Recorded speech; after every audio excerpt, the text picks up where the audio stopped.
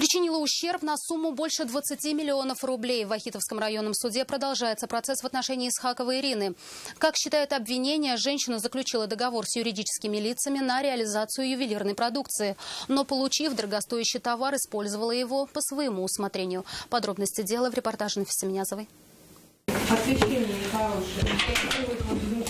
В зале суда перед камерами подсудимая ведет себя уверенно. В 2014 году ее уже осудили на 4 года условно. Сейчас женщину обвиняют в том, что, будучи руководителем ювелирного магазина, она взяла под реализацию ювелирные изделия у 3 юридических лиц и 1 физического. Но распорядилась ими по своему усмотрению, сдав драгоценности в ломбард или продав неустановленным лицам. Всего Исхакова похитила 207 вверенных ей единиц ювелирных изделий.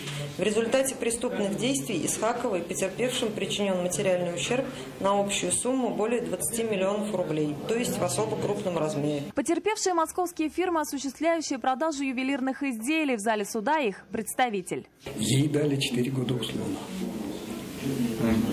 И как только этот условный срок был исполнен, выяснилось, что она, оказывается, его 2-й раз обворовала. Мы постараемся, чтобы суд вынес самое жесткое наказание.